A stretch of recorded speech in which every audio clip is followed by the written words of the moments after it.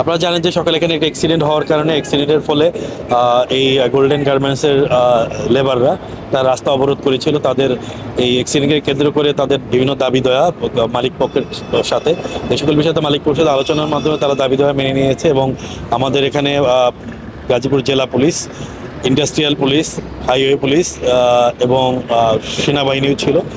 সকলে মিলে এদের সাথে আলাপ আলোচনা করে রাস্তা ক্লিয়ার করে কিছু, এরপরে কিছু বাস ড্রাইভার এদের কিছু দাবি দেওয়াতে উচ্ছৃঙ্খল কিছু লোক রাস্তা ব্লক করে রেখেছিল।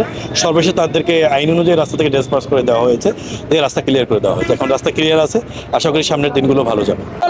ঢাকা ময়মনসিংহ মহাসড়কে বর্তমানে অ্যাক্সিডেন্টের মূল কারণ হয়েছে অটোরিক্সা, ব্যাটারি চালিত অটোরিক্সা। আর দ্বিতীয়ত হলো কাঁচা বাজার। বিকেল হলে ঢাকা মহাসড়কে 3 ভাগের 2 ভাগ কাঁচা বাজারের দখলে যায়। আর দ্বিতীয়ত হলো অটোরিক্সা, অটোওয়ালারা এক বিপদে পড়ছে, ঘুষ দিয়ে কয়েকদিন চালায় আবার বন্ধ করে। তারা কোথায় যাবে? এটা কি করলে সমাধান হবে? আপনার গভর্নমেন্ট আছে, এটা এদের কাছে দাবি। মারা গেছে, তার 2টা সন্তানের ভরণ পোষণ আমাদের কোম্পানির ম্যানেজমেন্ট পক্ষ থেকে দিতে হবে। আর রাস্তার যাতে কোনো সময় পোস্টমর্টম কাটাছিড়া না হয়, আমরা এতটুকু দাবি সুষ্ঠুভাবে চাই। আর আমরা এই রাস্তার নিরাপত্তা চাই। আজকাল আমার বোনটা মারা গেল, শ্রমিক বোনটা মারা গেল। এটা মনে করেন সকাল 6টার সময় ডিউটি দিল, ডিউটি থেকে আইতার সময় উটু রং রাস্তায় চলে আয়াদে উটু মনে করেন যদি আপনি বাধা দেন কোনো কেউ নাই, হ্যাঁ যাইব রং রাস্তাতে, সরকারের কোনো প্রতিযোগ নেই না।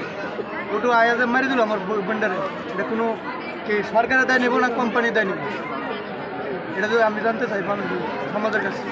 তারপরে মনে করেন নেতাকর্মীরা আছে, ওরা যে টাকা খায় যে অটোগুলো মেন রোডে চলতে যায়, কোন কারণে? এটা কি সরকারে কি বৈধ করে দিছে না অবৈধ করে দিছে?